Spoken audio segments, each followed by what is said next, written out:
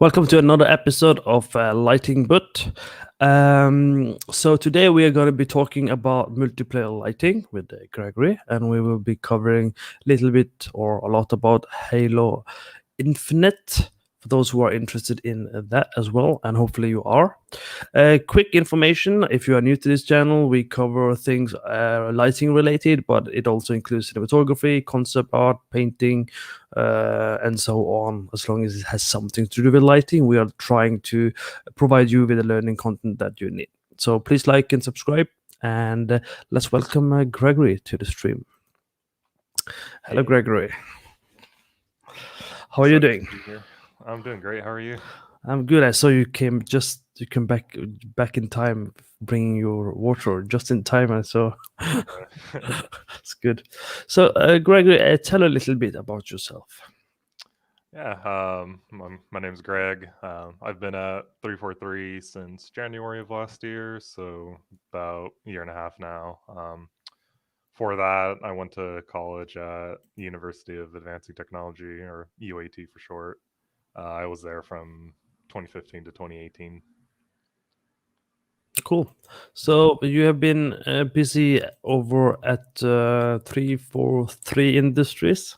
Yeah, it's been pretty busy here. How is that? Tell a little bit about your experience there so far, and what you've learned, and the gist of it at least. Yeah, last year was pretty busy.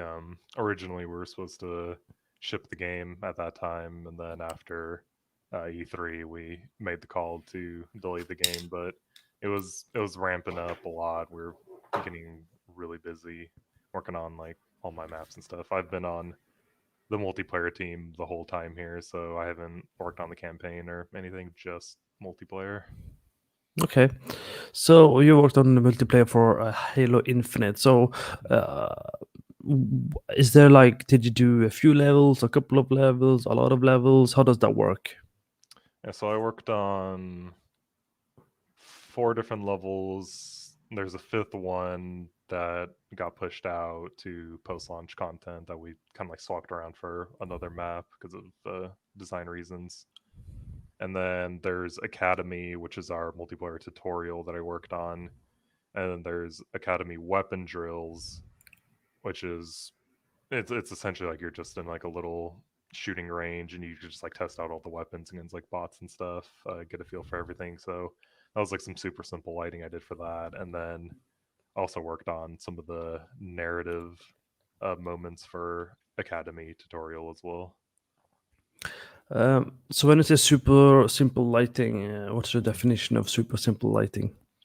It is literally a sun and sky to light the firing range, and then the small little interior space you're in is just one light fixture, and it's like literally just one light lighting the whole thing. And then I have a couple of like um, door lights on either door that are red, just to let the player know like they can't go there, can't leave. You're Kept it super stuck. simple. Pretty much, yeah. No escape. You gotta All shoot your right. way out.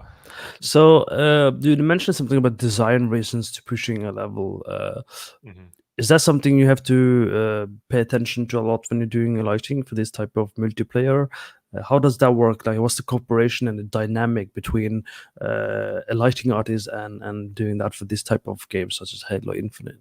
Yeah. I think level design is definitely important for that, especially because like for campaign, levels tend to guide themselves, and like lighting's still very important, but for the most part, like you're just going forward in some sort of way, so it kind of just guides itself. But like in a multiplayer map, like depending on like if it's like a smaller scale like arena map, like something you'd see in like Halo or Call of Duty, or even something like bigger like in Battlefield, or like any of the other like tactical shooters out there, like there's not really anything that's like guiding you. You're kind of just like walking around. So lighting tends to be a little more important because you kind of have to call out specific areas yourself just because there's nothing really guiding the player just walking around. I think that is definitely a challenge for a lot of people. So, what would you say is the key difference between lighting for single player and lighting for multiplayer? I think it's just like really understanding what are the important parts of a map. Like you can look at a heat map, which is basically like for multiplayer, like it shows you typically where people go the most, like what are the hot spots where people always engage at or go to the most, where the cold areas that are the lesser important areas. And you kind of want to focus more on those areas, get those areas called out more, like make sure angles are called out. Like you can set up a light somewhere if you want to make sure, like if a player's like in one room or something, like looking out, like they can see that area being called out in like a different space. Versus like campaign, it's pretty much just like just constantly making the player move forward, just having lights here and there, just to keep them moving forward. So when you use the heat map, is that something you not necessarily depend upon, but it's something that defines a lot of your lighting responsibilities and then updates and adjustment? How does that work? It's something like we don't really use it too much. I think it's more of like a designer specific thing. Like I have a little bit of design background when I went to college, so it's just something I know about. But it does help when you know like what are the more or the spots in the map where people tend to go to the most and where they tend to go to the least, and like you want to focus more on those spaces, make sure everything's like well defined. Like if you could stand in like one area, like how many different like lines of sight the player can see, and like you want to like make sure you can call those out so players know what they're looking at. Okay, so are you saying then that if the players don't go to some of the part of the level, you are trying to figure that out and kind of light it a bit more interestingly, or is that still ignored because it doesn't really matter? How does that work? I think it depends on which part of the map it's in. If it's kind of like in between two different like hotspots, I'll try to make it like a little more interesting. If it's like more on like the outskirts of a map, I'll try to keep it a little less interesting, just because there's not really much going on like the outskirts of a map. But if it's like more in the middle of the map, I'll try to do some lighting, get people to like go there. Like one of the areas I noticed, because we've been doing our flighting lately, and I've been trying to watch people play that live. And like one of the things I noticed on an area was like there's like a little jump you can make to like go from like one walkway you can like jump across on like a stack of barrels or something to like another platform. And I never really saw people doing that. Like I wasn't sure if they were aware or not. So I went back after I saw that. And I just like added a light right on top of there just to call out the stack of barrels. So like like you should jump across it, or you can jump across it if you wanted to, because that's like it's like more in the center of the map. So how does that work when you're saying calling out? How do you use lighting to call out something for the player to know? Like, is it everything in Halo Infinite or multiplayer lighting is about calling out and giving visibility, or is there any prop lighting, so to speak, just for the looks? A little mixture of both. Like when I mean like calling out an area, it's like literally just like placing a light there, because like if you see something light, you can like literally see it, and that's where you're gonna go. And if something's darker, you're just gonna ignore it because like there's nothing really for your eyes to see, so you're just gonna glance over it. So when something actually like, has a light, there's like more player interest. It's like kind of like the same thing with like color palette. Like people are more attracted to brighter, shiny colors versus just dull, flat colors. It's kind of like the same thing with lighting in that sort of sense. Okay. So for those people who haven't seen the what we're talking about, and for some odd reason, you haven't watched the reveal trailer, let us just show you so you guys have an idea of what we're talking about, and also if you have some questions, that should give you some idea what you want to ask as well. So let's have a watch for that. A new day is upon us. A new generation built to fight. Together, we are unstoppable. Are you ready?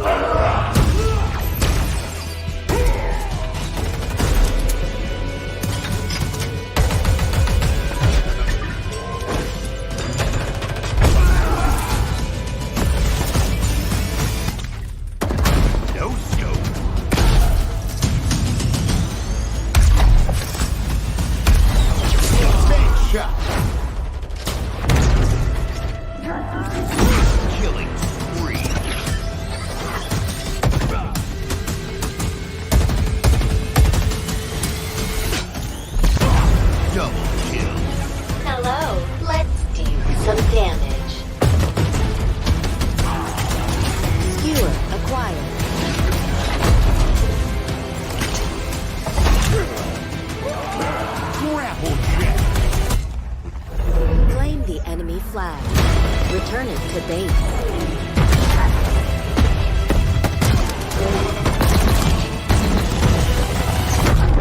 Ordnance drop inbound.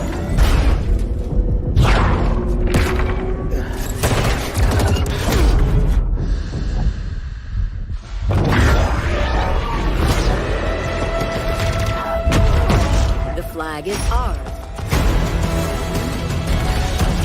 Please call ask at your earliest convenience.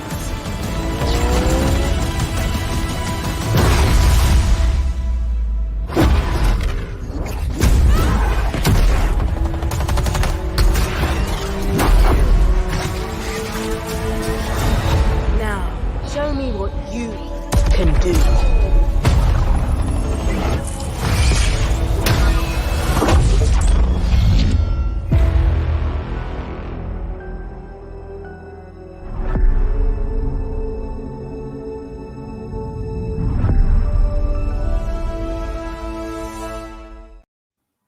So yeah, that gives you guys an idea what we're talking about, and you get to see some of the levels and stuff.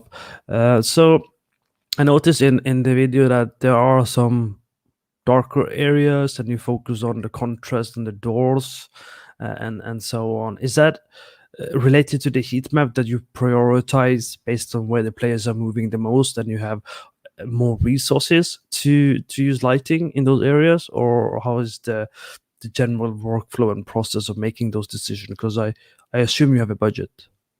Yeah, we definitely have a lighting budget. Yeah, part of it was like making sure all the doorways and stuff were all called out properly, because it's where everybody tends to go to.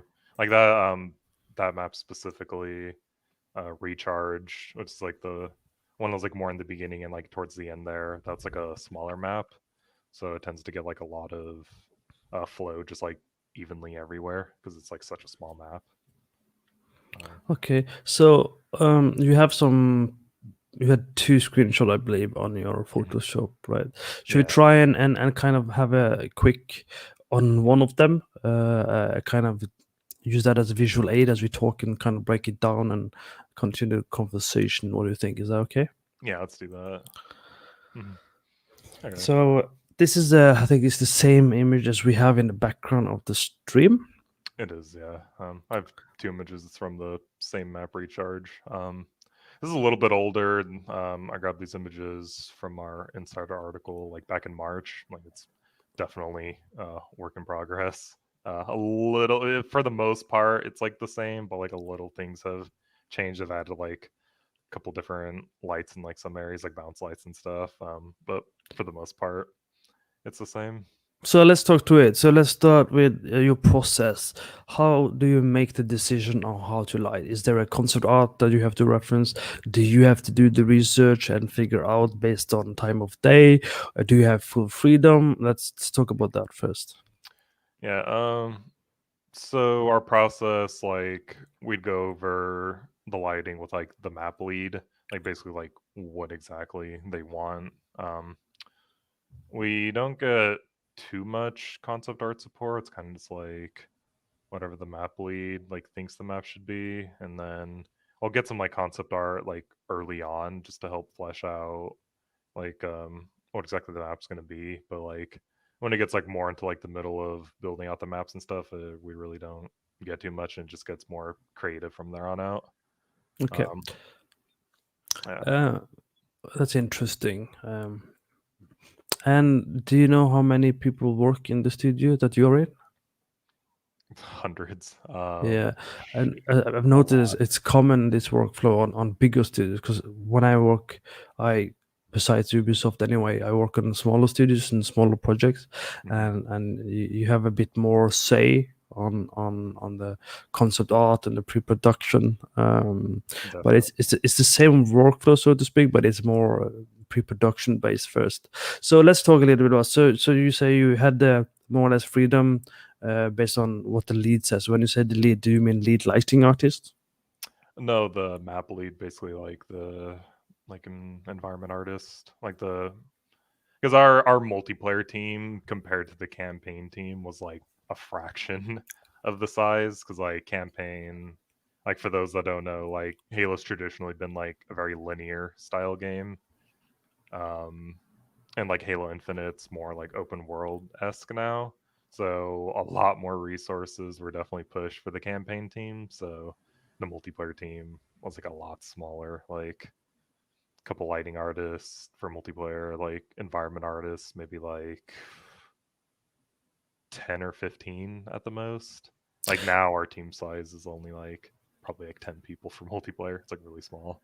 I think it's interesting that so the lead level designer, basically, or environment designer, has an idea of the level, and then they tell you or they pitch you. Do you have to follow their intention, or can you do something completely different? Yeah, so the level designers like build out their level and they kind of have like an idea of like what it could be, and then it'll basically go to concept and like concepts it out like what it could actually visually look like. And like we're pretty much always like keeping in touch with like design, concept, like environment, pretty much of like what the map's going to be. And then when it actually gets into like production phase, that's when environment artists will go to work and actually start like building things out. And so, how did you make the decision for this map? Because you said it's not really done yet. Mm. So that's interesting as well. So let's start with what your process was to make this one. Yeah. So for this one, when I joined the team back in January last year, there already was some work done on it. So I didn't start from like a completely empty palette. I did have some previous work to go off of. But it was basically like going back and forth on like what exactly we wanted from the sun, like how much of the sun. So like we have like this giant skylight in the middle right here that's doing bulk of the lighting for pretty much the center here, and then in like another space to the right, like if you were to follow this walkway into the next room, there's like a smaller skylight that has a ton of sun coming through, and then to the left over there, if you were to follow this pathway that leads you to like a hallway that has like a panel of windows that looks out into the vista where there's like a waterfall and there's sun pouring through there as well. So wanted to define basically all the macro lighting, like sun and sky, how much that's affecting the map, because like in this center space I have to do less lighting because the sun and the bounce is going to do the bulk of it, and then if I need to I can add extra bounces and whatnot. And how come you had the sunlight in this screenshot anyway towards the wall rather than on the ground above or anywhere else? What makes you make that decision, basically? So this is pretty much like the center area of the map. I wanted more of the sun hitting the wall, mostly like the floor's like all metal, so that was a little part of it as well, like PBR wise, just to help with some of the spec. But I want to just keep it on the wall, like here, basically. And so like this area, yeah, want to keep most of the direct lighting hitting that, and just let the bounce lighting light everything up here, as well as with the cube map. This is like pretty much this whole space back here is like all metal, so this is like all cube map lit. There's not really too much lighting going on. Interesting. So when you say the bounce light, so let's talk a little bit about that. So how do you go on about the bounce? Is that calculated mostly from the direction light on its own, or do you need to do some tweaks and adjustment and then also add extra light to kind of shape your level? How does that work for you? I try to do most of it, like in this case, I try to do most of it from the sun, like at the bounce light, because like you don't. If design had their way, everything would be super bouncy and almost flat and visible, but that obviously doesn't look very good. So had to find like a happy medium between like some nice bouncy light, but then keeping some of the contrast in, because like you still need contrast to guide a player's eye. Because if everything's flat and the same value, like you don't you don't really know what's going on. You can't differentiate anything in the map, so you need contrast to help separate different elements in the map. Like the sun's hitting here. This is a bright like white albedo. It's like a whiter albedo, so it's like bright white. And then back here, this is like a darker metal. So these two areas are separate from one another. And then you got like little bit accents of yellow, and then the big blue generator right here that's like separating everything apart. So I think it was Ubisoft. I'd say at Ubisoft, what was interesting for me was I was able to cooperate with the environment artists or the level designer and kind of tell them, hey, I need this move or this change because this will have better lighting. Is that something you're able to do, or is it mostly this is how it looks and now you have to light it? Again, for this map, because I came on later, like the design was pretty much set in stone. So like the skylight, oh god, where's my mouse? Oh, here it is. Okay, so like the skylight here was already set in stone. Like they pretty much knew exactly where they wanted the sun and everything to come from. But like now that we're later on in production, like we're starting to slowly shut things down as we get closer to release. Our game's releasing December 8th. That we just announced in Gamescom. So we're starting to get closer to release, and now that we're working on some of the post-launch maps, the DLC maps, I am starting to keep into some of those conversations. So I do very much have a say, especially for the sun, because the sun's expensive by default. It's because it hits literally everything. Cascades can get expensive, so I pretty much like stress to designers, environment artists, like if we're gonna have a sun, like we need windows, like we need to make sure we're actually using the sun, right? And we have to justify the perf cost for that. Right. And since you mentioned cost, what is the cost? What are your limitations and things you have to keep in mind when you're doing lighting for, generally speaking, for Halo Infinite levels? Yeah, so we are a multi-SKU game, so we're launching everything from Xbox One, Xbox One X, Xbox Series X, Series S, and PC for all specs. So I mean, PC is like literally any combination of hardware can be, and then we're launching on Xbox One, which is like 8-year-old hardware at this point, as well as Series X, which is brand new hardware. So we are a little limited by Xbox One. Like any multi-platform game like that, any multi-generational game like that will have those issues. It's just how it naturally works. You're always going to be constrained by older hardware. And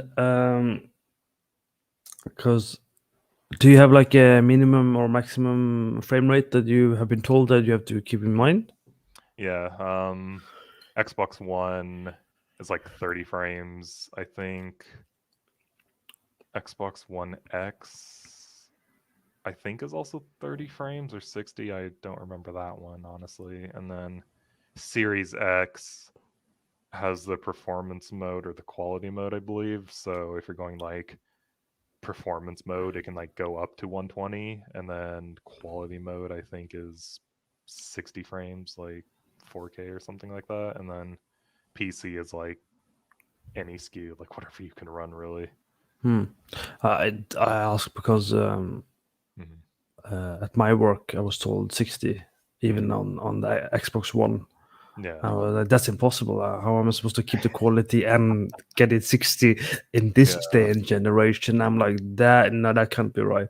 So I don't know. I have to have a conversation with the work and have them talk to Microsoft. I find it hard to believe it has to be 60 because we have a interactive movie game, like you click around like Walking Dead and those kind of games, and you have make choices and things happen basically, but it happens in the span of 30 years. So that's why I'm asking you is what's your restriction to kind of understand, is it just specific to us or is it specific to everyone? Because this is obviously more high quality assets, and it's all 3D, so obviously you have more difficult time doing this. So how is it in terms of shadow cost? Do you turn off shadows a lot? Is there a situation where you're doing lighting for a level and normally you would have a shadow, but it's just too over budget for whatever reason, and you kind of turn it off because it's okay? How does that work?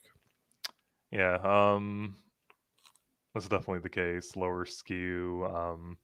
Sometimes I tend to just completely turn off the shadow. So if you're on like higher ultra, you'll have the shadow. If you're on lower medium, you just won't have a shadow at all.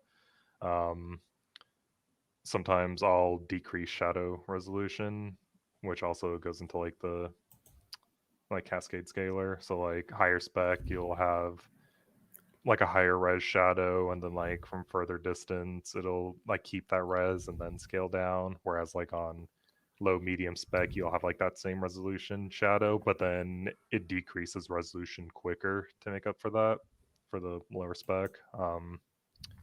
Also just like fading out shadows in general, like high spec, ultra spec tend to keep shadows from a further distance, whereas like low spec, it'll fade out quicker. Hmm. And since you mentioned spec and everything, do you do the profiling in terms of optimization, or does a tech artist give you a report? How's that workflow for you? Do you do everything on your own, figuring out everything on your own, or do you have your teammates kind of making that job easier for you? We had some of our technical lighters, like they made basically like what are called like light groups, and that's essentially you would set that on the light. So like if I had like a key light, it'd be like key primary. So it's like it keeps the same shadow, fade, same resolution, all that as if it was like a higher spec light.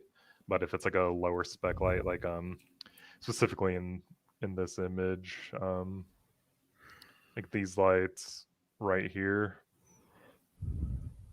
on ultra high spec, I have the shadows on for those just because it looks nice and it's ultra spec. But like on lower spec, because they're not too important, it calls out the back wall right there. But like for shadows, you don't really need them too much. So like on lower spec, I just completely disable the shadow just to save on that cost, because like for low spec, it's just not needed for low spec.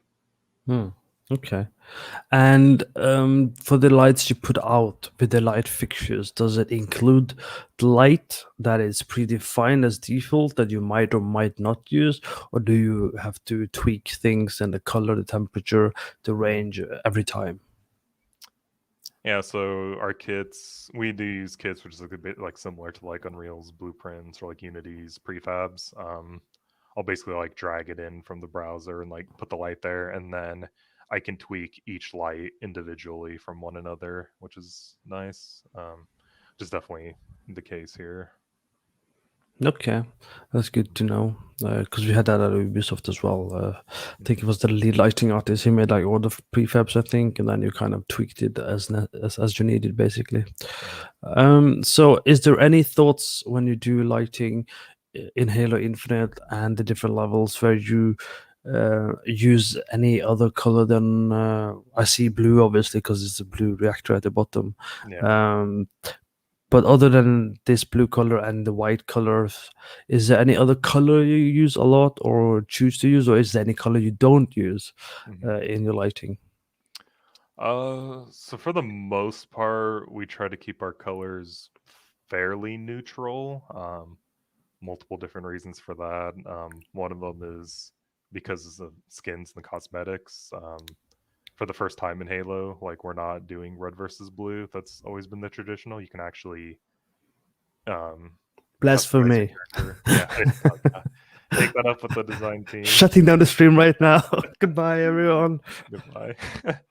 But yeah, you can actually like customize your character now and bring that into the game. Like as you can see the guy right here, if I zoom in, like normally this would be like a red or a blue guy, but he has like the armor coating on there. So I have to keep in mind um, with the how lighting will affect players' cosmetics. So we want to keep things more neutral. Hmm. We do use more saturated lights occasionally, like you have the light right here, and then this one right here is like a more saturated, like emergency light kind of orange that we use for that area to define that area. But the most part. Like I think if I go to this image, yeah, there's like the light on this wall. It's like a more neutral, like warm tone. This one over here is like a more neutral kind of teal.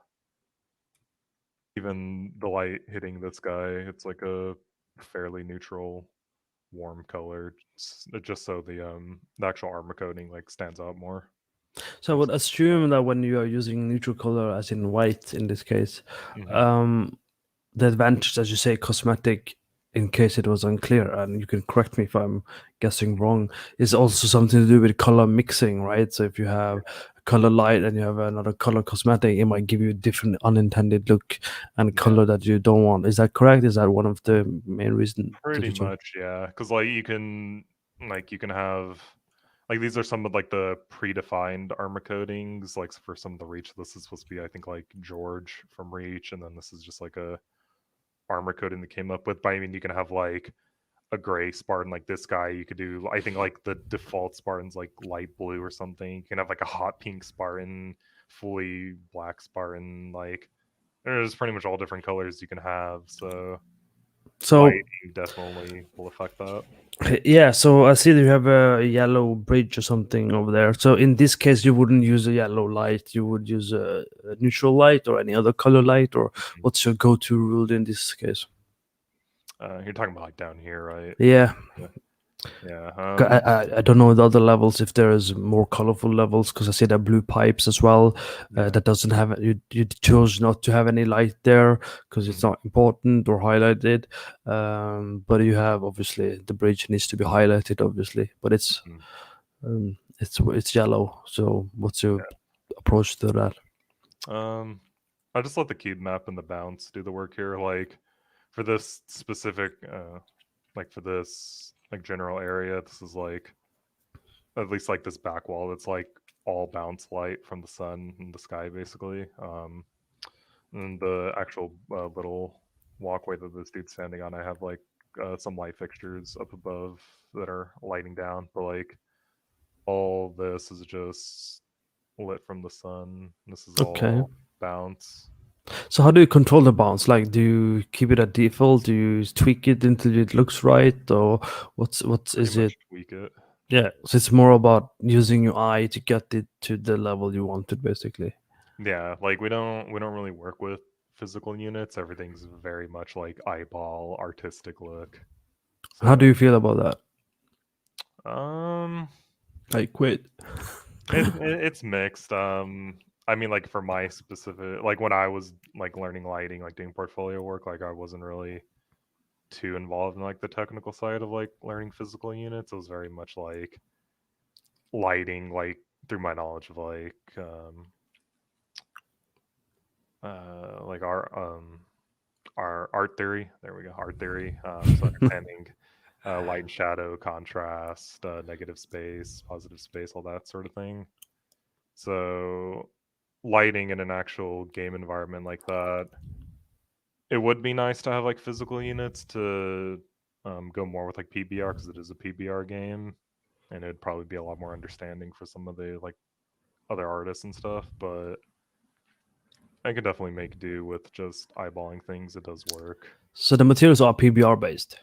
Yeah, it's all PBR. But still, they chose not to use a PBR workflow for the lighting. Not really. No, there's like no physical units or anything like that. It's like I guess just like an arbitrary value, if you will. So I just everything's like eyeballed. Like, does this look good? Like, do we want more bounce, less bounce? Like, we had an opposite problem. I'm not going to mention the project, but we had an opposite problem where we did the lighting PBR based, but the materials weren't really that streamlined and PBR based. So since you're eyeballing a lot, does that mean you touch the materials, or do you have to talk to the material artist and make the necessary tweaks if you think it's incorrect, or how does that work? yeah, we do have some sort of say. I try to talk to material artists occasionally about things. It's typically more of an issue when the sun comes in for like metal materials. Like the bridge here, you can see is kind of getting like some pretty good spec hits, especially like right here. It's getting like really bright. So like we kind of just try to make sure that like the sun isn't blowing things out too much. But other than that, like just doing some of the local lighting, like setting up the actual fixtures and stuff, isn't too much of a hassle. I think like when it comes to that, it's more just like making sure the albedo isn't like too bright or dark, or actually getting some like roughness variation in there, so you get some like nice spec hits and stuff. So, what would you say is a good albedo level in this project? We want to try to keep it like on a scale of like 0 to 1. Like you want to, for the most part, keep most of your albedos probably from like 0.3 to 0.7, and then like if it's darker, you could typically go down to like 0.1. That'd be something like asphalt, for example. Probably go down to like 0.1 because that's just naturally a darker material. Never go to 0. That's a sin. Try not to do that. Another thing not to do. So you kept mentioning at least twice about cube map. So how are you using cube map, and what's the benefit of using cube map? And yeah, let's talk a little bit about your cube map workflow. Yeah, so we have to place the cube maps individually, and then we have to capture them. It's not like Unreal's where you just drag and drop it and it just works. Like you have to actually kind of set up the cube map and then like capture the cube map. So when you say cube map, do you mean reflection? Yeah, basically like a reflection capture. Okay. Yeah, like you definitely need to set up your cube maps for any sort of metals. Like pretty much like this whole area back here is like all metallic. So like this is like literally being lit by the cube map. Like I have one light like right here doing some lighting, and then there's like the little light in the doorway. But for the most part, this is all just like cube map lit with like a little bit of bounce. Okay, so you use the cube map to create a shape using specs basically and reflection. Yeah. Okay. And that helps you not use more unnecessary amount of lights basically. It does help with that cost, yeah, because you don't have to use as many lights. It does have some of its downsides, like you can't use as much like bounce, because like metal doesn't really pick up bounce too well, like pure metal, which is kind of the case of that. It does keep things a little bit cheaper because you're just using the cube map. You don't have to use any extra lights, but if you do want to use the light, like you still can, but you just have to worry about not getting like a bright spec hit, so you're not like blinding the player, especially if you're like playing in like HDR or something like that. How often do you use a fake lighting, as in hand placed fill light, maybe I don't know, point light with no shadow casting to kind of emphasize a spot or fill out a spot? When is the best time to do that, and how do you go on about that? Yeah. So I try to fill in as much as I can. Like in this case, like with the sun and the sky, trying to fill in most of that area and use the bounce, and then like with some of the local lights, like these lights, like right here, or like right here, or like this one, like just trying to get as much as I can out of those lights, so I can get the most out of the performance. And then I will go in and add some fill lights in areas if I feel like I need to. Like, But why would you do that as well? Let's address this as well. Is it because if you keep pushing the indirect lighting from that light, it gets too much, and you need to use fill light to kind of have a lower level? What's also the reason behind that? yeah, part of it is performance cost. I mean, if you're adding more lights, that is just more perf in general. I always try to push as much as I can out of my lights for performance cost, but occasionally you do need to maybe just add like a point light or something, just to add like extra bounce, because sometimes like if you push the bounce too much on a light, it does tend to, it just like it's just too much at one point if you push it too much, and then like everything's just like super bright. Like for this like back room here, like I don't really have any images for there, but it's like it's a darker space and it's like all orange lit, and then like later on I went and added like an extra orange light just to kind of fill in some of the darker spaces where I didn't really want to push the bounce more because like a lot of those lights are just like right on doorways, or, like right in the middle of a hall. And Mm. when you do that, and compared to PBR based lighting, would you still have to do that if you were doing PBR based lighting, or would that not be the problem?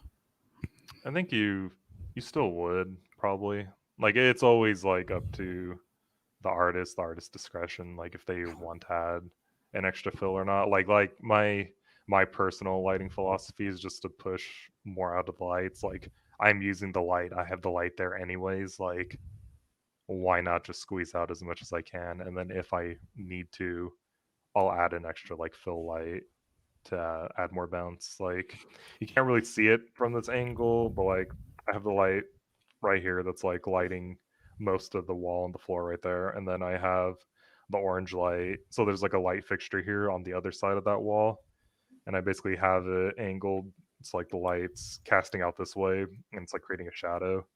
And it's like there's like a well-defined shadow there if you were actually like on that platform looking at it, but it's creating, there's like a little dark space on the floor right there that's like very obvious. So I added fill light right there just to fill in that area. So we're like adding extra bounce really wouldn't have done anything. So I just Uh, added a fill light right there. and would you end up doing the same? Would it look the same if you had a PBR workflow? Do you think it would be easier, difficult? What do you think would be different if you had a PBR workflow? Like specifically like PBR lighting workflow. Yeah. I don't think it would have really changed anything. Like if I was working with actual real units, because like I don't think the lighting would have hit there, or like it would just have less bounce in general, anyways. And it's like just a small little spot where, like, I feel like I don't need to add extra bounce because it's also going to affect everything else around it. And it was just easier just to add an extra light right there and just keep the bounce low on that light and just use it as like a direct fill light just to brighten up that like one little spot on the floor, just so it's not, that's a little more cohesive with the area. And according to you, what would be the benefit or disadvantages of this type of creative lighting, artistic lighting, versus PBR based lighting? Like, do you notice, according to your personal projects and so far, and what you've learned and doing this, do you think there's a pros and cons in the process, or? I mean, there's, like optimization perf wise, like if you're adding more lights, it's going to be more demanding. It's going to be more perf cost, especially like on lower spec. Like it's something I have to keep in mind, especially for this game. It's like we are running it on Xbox One. So, 8-year-old hardware, it's very straining on the system. So I really want to try to keep my light count low because like we do have a hard cap on the amount of lights that we have. And you also have to consider like effects has like their cheap lighting for all the things, like the grenades have their lights, the weapon pads have their lights, any like drop pods or whatever has lights, vehicles, weapons all have lights. So we're sharing the exact same lighting budget across lighting, FX, and any other sort of like material work or something. So if I can keep the lighting costs lower on my side, that just makes sure like everything can fit in on one spec. Because like there was one map we were kind of having that issue where like it has such a long sight line, like you can't really fade off the lights too much because it's such a long sight line, and then between the local lighting, all the effects, all the weapon pads and stuff, it was actually like hitting that cap, so we had to like clean up some of that lighting. And why is this level not finished? Because you, in the beginning, you mentioned it's not totally finished. You have some more tweaks to do. So, what's before and after? If you were to think about how you started, the screenshot, and what are the changes you want to do for the finished version? Yeah. So this screenshot specifically is from March, so it's like 5 months old at this point. The level is practically finished. Like I think we're going to be shutting things down soon as we're getting closer to ship. I guess some of the differences, like if you played the flight like a month ago, like you would have seen some more of my changes. But like I added an extra fill light in this area just because it was getting like a little dark and the exposure was like freaking out because like the sun's super bright and there's just no real bounce light in that area because there's metal. So like I added an extra point light there just to brighten that area up and not make the exposure like ramp up like to crazy amounts. That's Like interesting that you mentioned exposure. Let's talk about that before you go deeper into the areas. The exposure, how does that work, and how do you deal with it in this particular project? Yeah, so it's a value we can tweak just like in anything else. It was something that was set a little bit earlier, like pretty much before I got around to it. Like I never really messed around with exposure too much in any of the levels that I worked on currently, but for like some of the post launch stuff, that is going to be something I'm going to work on. But we want to because it's not because you don't have PBR based workflow, which means do you tweak it per level? It's basically very much per level. It's whatever the level needs. Like, as this map recharge, it's like it's an interior space with like windows and stuff where the light can pour through. So in this area, like the exposure is going to ramp up more because of the sun. And then like if you go into like some of the back spaces, like this like back hallway or into like this area, that's like enclosed from the sun, the exposure is going to be a little less rampant. So if you were to explain to the viewers, like how would you try and pass on the knowledge of understanding exposure control and exposure adjustment for your lightings in these kind of cases? Like what's the obviously the math behind it, or what's the thought process of doing that? Yeah, so different projects have different, I guess, methods of doing it. Like you can always take exposure from like real world photography. Like I'm personally not too well versed in that, but you can get like real world exposures for like daytime, nighttime, sunset, whatever. Like different times of day have different types of exposures. You could always just clamp the exposure so there's no auto exposure, which isn't really the best for gameplay. Like I think that is fine if you're just taking screenshots for like a portfolio piece, but if you're working in a game, you want that exposure. So like if you're in a darker room looking out into the sun, it gets super bright, and then when you get into the room, then it like settles back down. Like that's like a really cool effect. Okay, and in this case, you have added those fill lights to deal with where the exposure goes out of control, basically. Yeah, so like this corner, like right here, if you were standing like in the sun, in like a couple seconds, you'll just see the exposure ramp up and it gets like super bright. So I just literally added like a point light right there just to get some like extra fill in, and it just like it keeps the exposure calm, if you will. It doesn't freak out. And I had to do that for like a couple different spaces. Cool. So before people get confused more, we do have one more video we can show if you haven't watched it. Now, I personally haven't watched it already, so that's also why I'm showing it, because I haven't actually had the time to watch it. So I think we'll show the multiplayer season 1, right? Yeah, it's the intro cinematic for season 1. Yeah, so just so you guys know about the game, and as you know, it's coming out not too long, so promotion.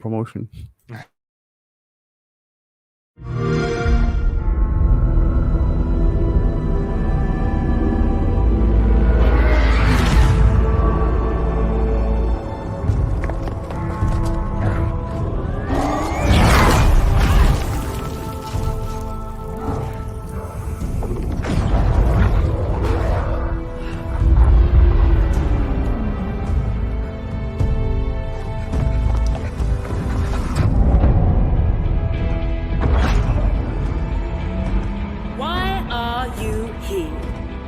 To fight! To win! To be a Spartan!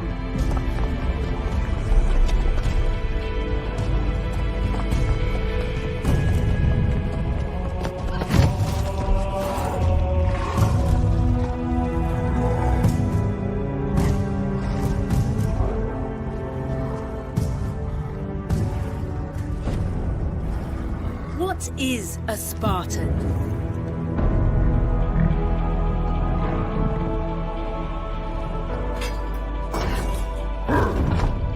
A Spartan is a symbol.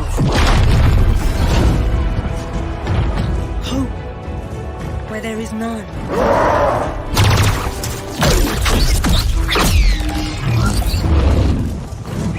In times of darkness, we are hope.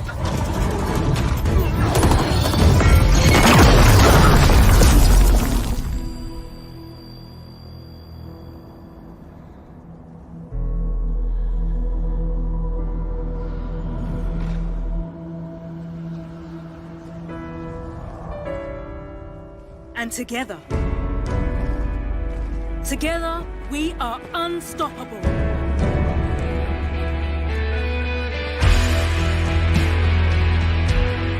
Candidates, are you ready? Yes, ma'am. I can't hear you. Ma'am, yes, ma'am. Again! Ma'am, yes, ma'am. Good. Who's first?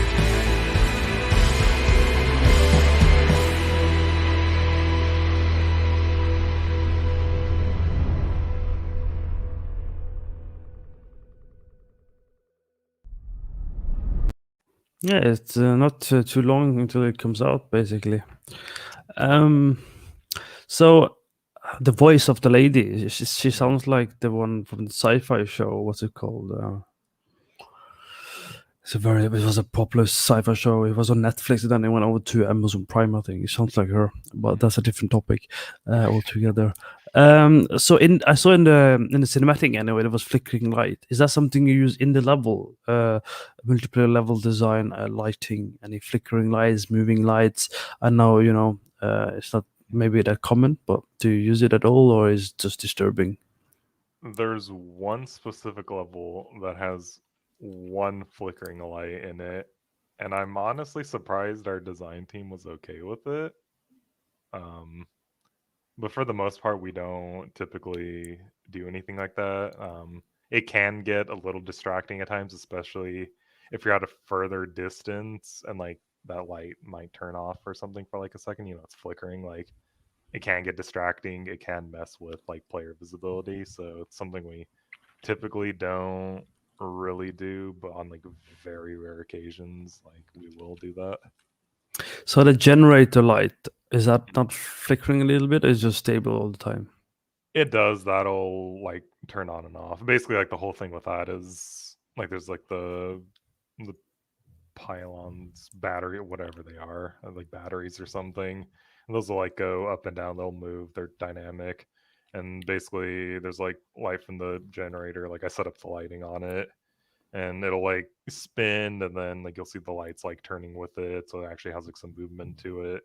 And then there'll be like, if I just Control Z everything.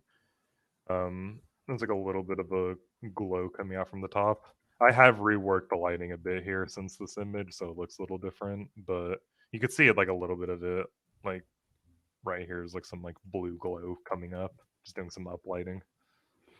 So you said dynamic lighting. That means everything is dynamically in GI, and is it ray tracing? There's no baking, no nothing, just all real time. Oh, I meant the objects. Hmm. So if they're dynamic objects, they move. We do use baked lighting. Even with for the shadow, for the dynamic objects from the sun or something, or how does that work in this game? Yeah, we use dynamic lighting, but like we still use baked lighting with like a probe system, like similar to like Kind of like mixed I think or like RTX. I think stationary. NVIDIA's RTX GI was like a probe system, Hmm. I believe, Okay. and I want to say Source 2 uses a probe system. I think I read something about that. Don't quote me on that. Well, we have to quote you on it now. Gregory says this. Is it true or false?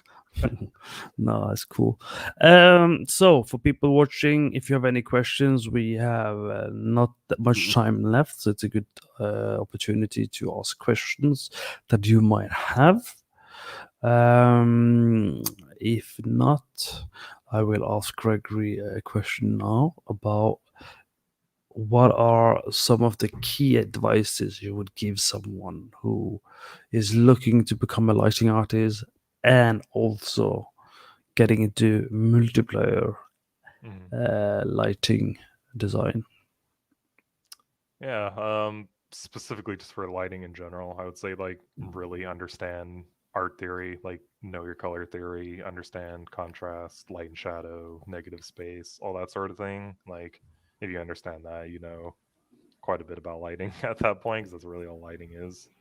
Um, Specifically for multiplayer, like if you're lighting for like a multiplayer shooter, I would definitely go out and play various FPS games like Call of Duty, Battlefield, Rainbow Six, Halo, like Squad, whatever other FPSs are out there, just to get like a feel for it. Because like the main thing with like a multiplayer like FPS, multiplayer FPS is like unless you're like a corner camper, like you're typically just gonna be running and gunning. Like you're constantly moving around, so Of course, you're I'm a not. corner camper. Yeah, so I'm too old. You're typically moving all the time. You're not really paying attention to as much details, and it's like a lot more just reactionary. So like if somebody just all of a sudden jumps on your screen, like just react to it. So Nah, bro, I'm too old for that. It's all about camping and hiding until someone walks past me and then getting that one kill before someone leaves a voice chat or comment. Get Yeah. lost, you old man. Go play something else. It's people like that why I put lights in all the dark corners. So you can't hide in the dark corners. So you can't shoot the light either, can you? No, you can't. Oh, that's too bad. So you said the things that people can do to improve your lighting outside of sitting on a computer would be photography, maybe, or painting, or so on. But if you could go back in time, what would you do differently? And tell yourself. I'd probably like I started more from like an environment background. Like when I went to school, I went to go because I wanted to be an environment artist, and then over time I just like fell out of it just because like I feel like if there's any environment artists watching this, like tell me if this is kind of true or not. But I feel like environment artists nowadays are like the new generalists, just because like as environment artists you have to know so much. Like you have to know like high poly, low poly workflow, understanding material art, understanding lighting, even maybe effects to like a very small degree. Like I feel like just as an environment artist, you have to learn so much, and like lighting is very it's like a smaller package. Like you just have to understand lighting, reflections, bounce lighting, like stuff like that. There's a lot less to learn, but it has like a higher ceiling of like actually getting good at it. And for me, that was just a lot easier to learn when there's just less to focus on. Cool. So we will start closing this stream with Gregory here. So just a reminder for everyone, we do have a portfolio review in our community. So you can join there, you can leave your stuff, and a couple of us seniors and technical artists and lead will review it, and we will kind of pick extensively your work and pick on it. So you can grow and learn. We also have community highlights. You can stop by the Discord channel and you can submit work. We will help promote you and showcase your work, so you get the recognition you might want, I hope, and need, hopefully.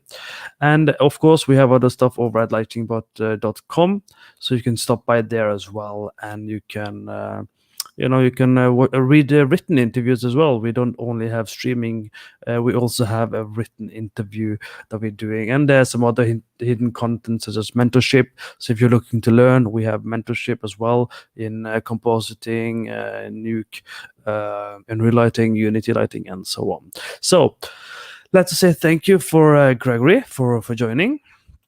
It was definitely insightful and fun for me to listen and ask all the stupid questions I could think about that hopefully is useful for the viewers that has been watching, but also that will continue to watch the video afterwards.